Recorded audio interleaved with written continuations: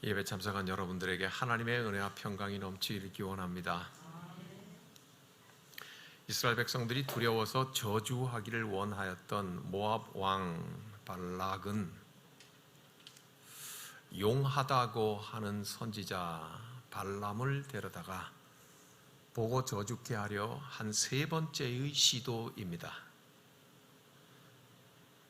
처음은 가나안을 들어가기 직전에 있는 약 300만 명이나 되는 이스라엘 백성들을 다 보여주면서 저주하라고 했더니 그리할 수 없다고 이스라엘을 축복합니다. 이 사람이 겁을 먹어서 그런가 보다. 너무 많은 사람을 보니까. 그리고 이번에는 골짜기로 데리고 가서 골짜기에서 이스라엘 백성들의 끄트머리 조금 있는 사람들만 보여주면서 저주하기를 바랬지만 역시 이스라엘을 축복하는 하나님의 말씀을 그대로 전달합니다. 그랬더니 이번엔 세 번째로 부올산 꼭대기, 이름이 부올, 바알 비슷하지 않습니까? 그러니 이 모압 왕, 자기들이 섬기는 신인 바알을 섬기는 가장 본거지인 산에다가 데려놓고 저주하라고 그렇게 말을 하고 있습니다. 그러니 자기들이 섬기는 바알 신의 도움을 좀 받아보겠다고 하는 생각도 있었는 것 같습니다. 이 마음이 안타깝기 그지없는 한 모압 왕은 무슨 생각을 하고 있는 것입니까? 환경이 바뀐다든지 장소가 바뀐다든지 피조물의 세상의 변화에 따라서 하나님의 언약도 바뀔 것이라고 착각하고 있는 것입니다. 그래서 이 선지자 노릇을 하는 발람을 다 보여주기도 하고 겁먹었을까 싶으니까 조금만 보여주기도 하고 그리고 자기들의 신을 섬기는 바로 부올산 꼭대기에 데려가기도 하고 하면서 좀 환경에 따라 장소에 따라서 발람의 마음이 바뀌라고 착각을 하는데 사람의 마음은 바뀔 수 있습니다. 그렇지만 하나님의 언약은 바뀌지 않는다는 것을 모르고 있는 것 같습니다. 발람은 하나님을 알지 못했습니다. 이 모압 왕은 자기가 섬기는 신이 헛된 신인 것조차도 알지 못하니까 이렇게 생각을 하게 되는 것이죠. 사람은 환경에 따라서 장소에 따라서 아침에 해 뜨는 걸 보면 힘이 불끈 솟았다가 저녁에 해지는 걸 보면 죽고 싶었다가 그런 게 사람이기는 합니다만 그렇다고 해서 하나님의 언약이 하나님이 만드신 피조물 때문에 좌지우지 될 거라고 하는 생각을 그 사람은 했다. 그 속에서 우리가 보이는 것은 아닌가? 눈에 보이는 것 때문에 아주 가끔씩 말하지만 제가 개인적으로 기억하고 있는 것은 김진홍 목사님이 책을 한 권 썼는데 인기는 별로 없었어요. 그분의 제일 인기 있는 책은 새벽을 깨우리로다고. 인기는 별로 없었는데 저는 이 책이 더 좋은데 책 제목이 뭐냐 하면 쓰레기통 옆에만 넘어져도 그렇게 제목이에요. 책 제목 쳐놓고는 좀 이상하죠? 그러니 끝장나게 실패를 해도 난 쓰레기통 옆에만 자빠지면 쓰레기 뒤져서 먹을 거 먹고 안 죽으면서 다시 일어날 수 있다, 그런 뜻입니다. 근데 이분이 이제 그 책에서 말하고 싶은 것은 나한테 그런 깡다구가 있는 것이 아니라 하나님이 나에게 하신 약속이 있다 이 말이에요. 그래서 그 약속 때문에 나는 아주 끝장나게 실패를 해서 쓰레기통 옆에 내던져지더라도 나는 하나님께서 일으키실 것이라고 하는 내용이죠. 하나님은 변치 않으시죠. 사람은 좀 좋으면 호들갑을 떨다가 안 좋으면 소리 안 나는 총이 있으면 한번 꼭 써보고 싶기도 하고 그렇게 갔다가 사람은 왔다리 갔다리 하지만 하나님은 언약을 바꾸지 않는다는 것을 이 모압 왕은 알지 못했던 것인데 그 속에서 때로는 연약하여 실족하고 실망하는 우리 자신의 모습도 발견을 하게 된다. 여러분, 성경을 보고 묵상을 하고 성경을 이해한다고 하는 것은 그 속에서 내가 보이는 것이고 그 속에서 나의 부족함과 나의 죄의 쓴뿌리를 발견하는 데부터 시작하는 것입니다. 그래야 주님의 은총 앞에 엎드리게 되고 주님의 은총을 사모하는 사람이 되는 것이죠. 그 다음 두 번째로 점차 하나님을 확신하면서 신뢰해가는 발람, 이 하나님의 사람이 24장 1절과 2절입니다. 발람이 자기가 이스라엘을 축복하는 것을 여호와께서 선히 여기심을 보고 전과 같이 점수를 쓰지 아니하고 그의 낯을 광야로 향하여 눈을 들어 이스라엘이 그 지파대로 천막 친 것을 보는데 그때 하나님의 영이 그 위에 임하신지라. 이 사람은 하이브리드 선지자였던 것 같아요. 점술도 치면서 하나님과도 순종하고, 그러니까 하이브리드, 다른 말로 하면은 유식하게 말해 그렇지 잡종이라는 뜻입니다. 그러니 잡종 선지자 노릇을 했던 것 같아요. 그런데 지난 두 번에 걸쳐서 하나님의 말씀대로만 그대로 내가 전했더니 하나님 기뻐하시는 걸 보니 이제 굳이 잡종 노릇을 할 필요 없다, 하나님에게만 전적으로 의지한다, 그렇게 하고 변해간다 이 말이에요.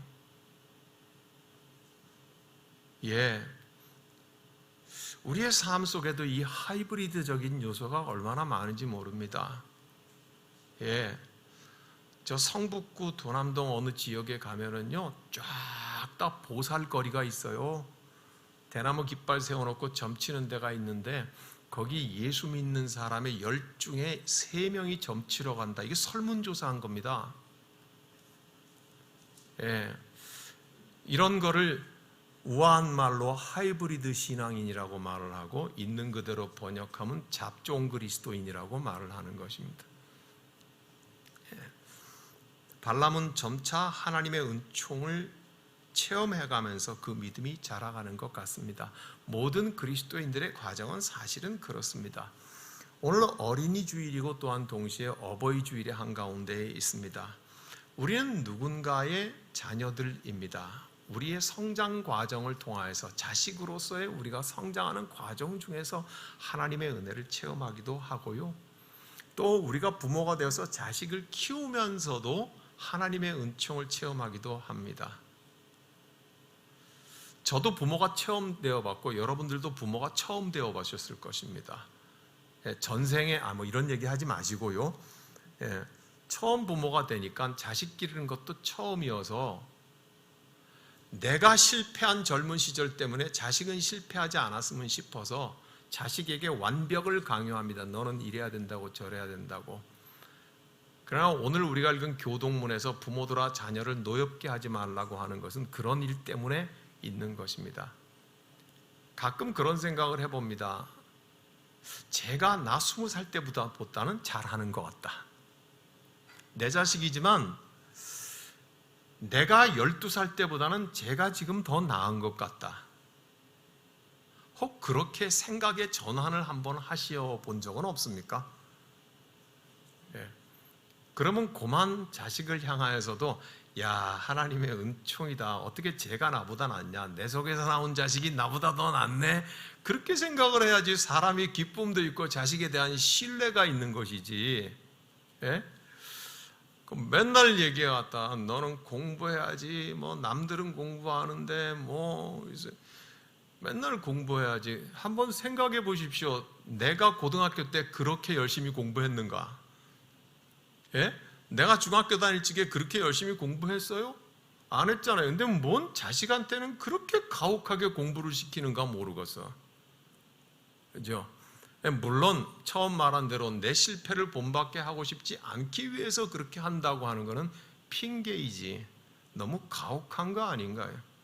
내 20살 때보다는 얘가 훨씬 더 낫다. 그 생각을 해야지 자식에 대한 신뢰가 갈 것 아니냐 이 말이죠. 그죠? 그 내가 생각하는 것만큼 기준에는 좀 못 미치더라도 얘가 앞으로 희망이 있고 가능성이 있다고 생각하면서 하나님이 이만큼 키우신 것만 해도 감사하다고 생각을 하는 거죠. 그래야 내일이 있잖아요. 우리 부모님이 나이 들어가는 과정을 바라보면서 와, 나는 나이 먹어서 저렇게 안 하겠다고 하지만 어느 날인가 매일마다 몸을 씻던 내가 귀찮아서 3일마다 샤워하면서 늙은이 냄새가 난단 말이에요. 전 늙은이라 그래 죄송합니다. 예?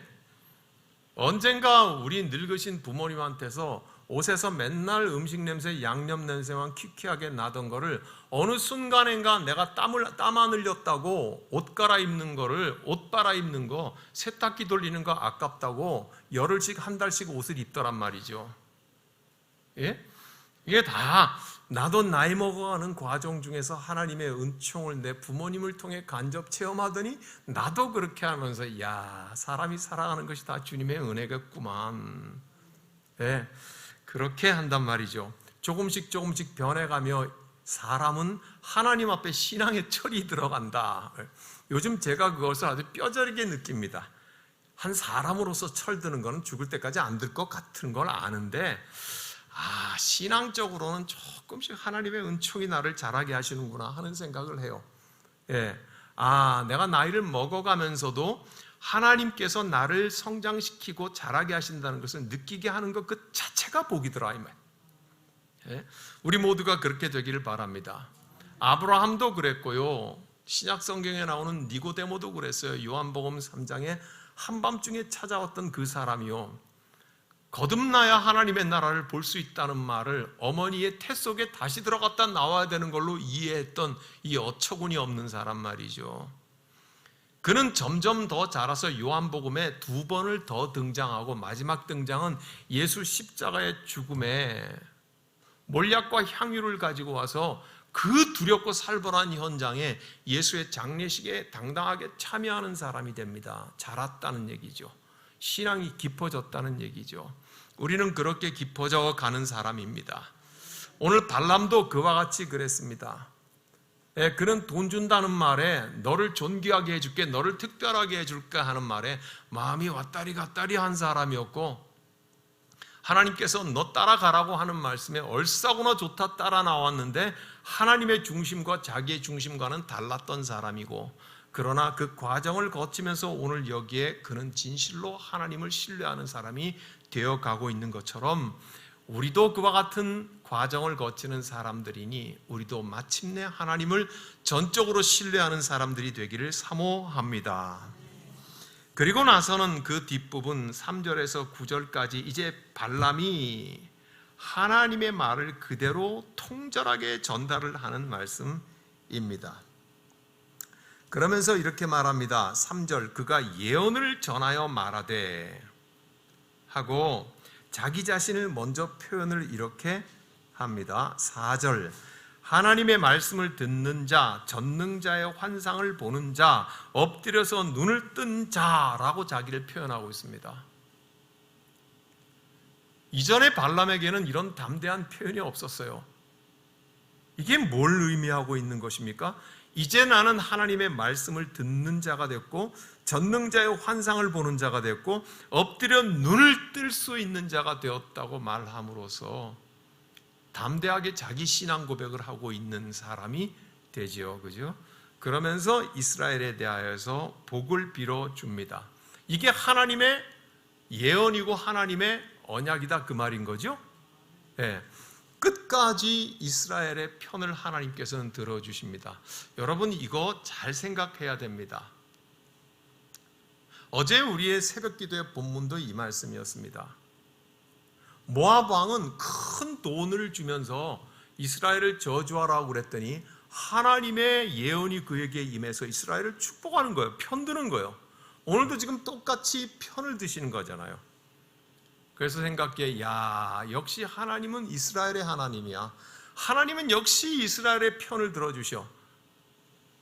그래서 곧 어디로 옮겨오느냐 하면 내가 예수 믿는 사람이니 역시 우리 주님은 내 편을 들어주셔. 하나님은 내가 부족할지라도 하나님이 그러신다고요. 야곱이 부족해도 내가 야곱 편을 들겠다고 말씀하시고 축복하시니 주님은 내 편이시다 하는 데서 끝나면 좀 마음이 뜨뜻해집니까? 예? 격려가 됩니까? 속이 후끈해집니까?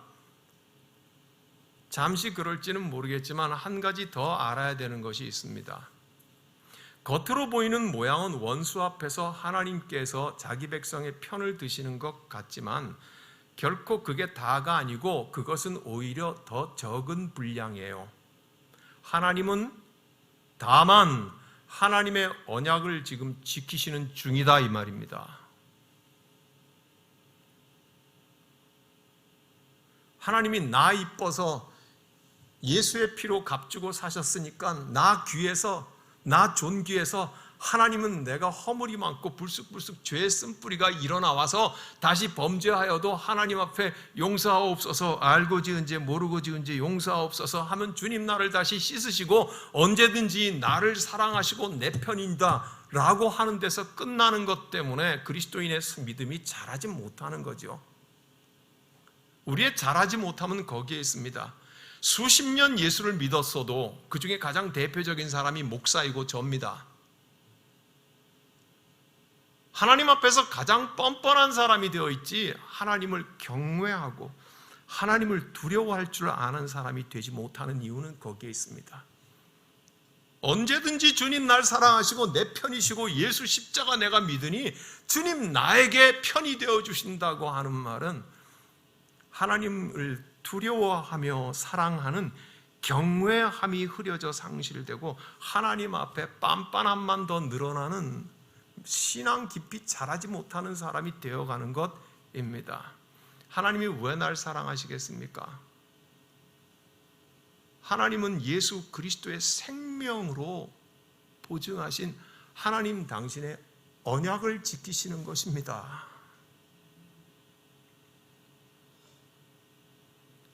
자식이 미울 때도 부모는 약속을 지킵니다.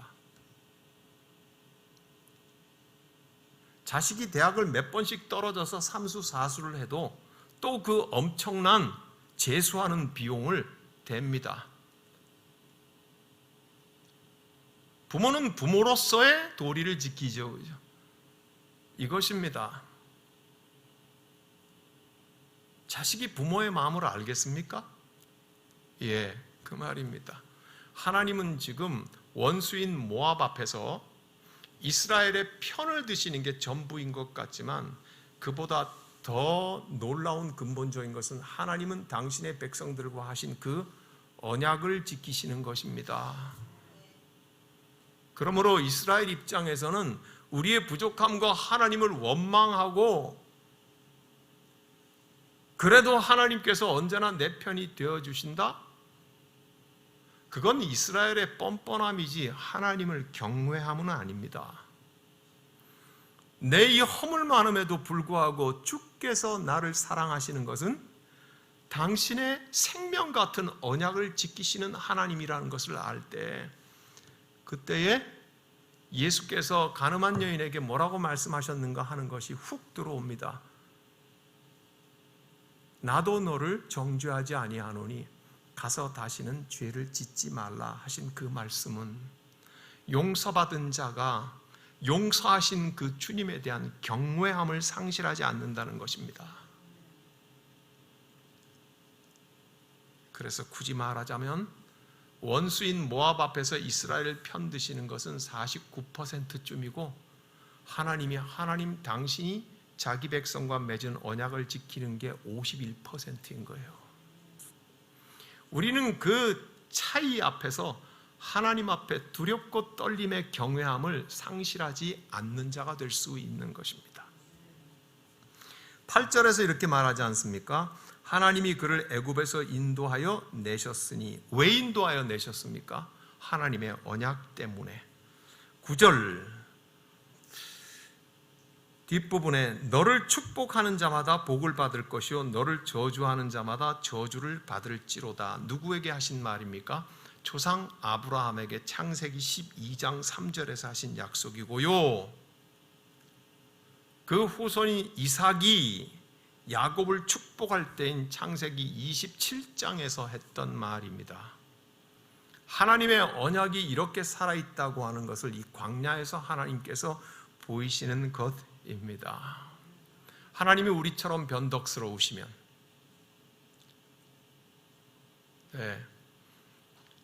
자주 되뇌이는 말입니다. 윌리엄 셰익스피어는 이렇게 말했습니다. 당신의 마음이 어떤 생각을 하는지 누구든지 들여다볼 수 있다면 당신하고 아무도 친구가 되지 않을 거다. 그게 우리 존재인 것입니다. 하나님은 시건치 않으시는 분이시고 하나님은 우리의 연약함에도 당신의 언약을 행사하시는 분이기에 오늘 저와 여러분들이 여전히 그리스도인으로 있으며 여전히 입만 열면 사랑을 말하며 여전히 우리에게 그 위대하고 거대한 믿음의 단어들을 우리 가슴에 품고 있게 하시는 것입니다. 하나님은 신실하십니다. 우리에게 신실하신 하나님을 높이는 우리 교회가 되기를 원하고 우리의 가정이 되기를 원하며 가족들이 되기를 원합니다. 기도합시다. 하나님은 자신의 언약을 지키심으로 이스라엘의 편을 드십니다. 하나님, 마치 하나님이 나를 중심으로 움직이시는 분인 것처럼 마치 내가 세상의 모든 것이기 때문에 너무 귀한 존재여서 하나님께서 내 앞에서 어쩔 줄 몰라 하시는 것처럼 내가 무슨 짓을 하여도 어찌하여도 하나님은 무조건적으로 나를 사랑하시는 것, 이것이 불가항력인 것처럼 그렇게 생각하여서 하나님 앞에서 두렵고 떨림으로 주님과의 했던 그 약속은 잊어버리고 하나님 점차로 주님 앞에서 우리의 믿음의 껍데기만 가지고 뻔뻔해져가는 사람들은 아닌지 생각하게 하옵소서. 하나님 아버지, 오늘 이스라엘 백성들을 복되게 하신 원수 앞에서 편을 드신 그 하나님 속에서 주님, 우리는 참으로 친밀하신 하나님, 변치 않으신 하나님, 그 신실하신 하나님을 발견하고 주님을 높이게 하여 주옵소서. 우리 주님 예수 그리스도의 이름으로 기도하옵나이다. 아멘.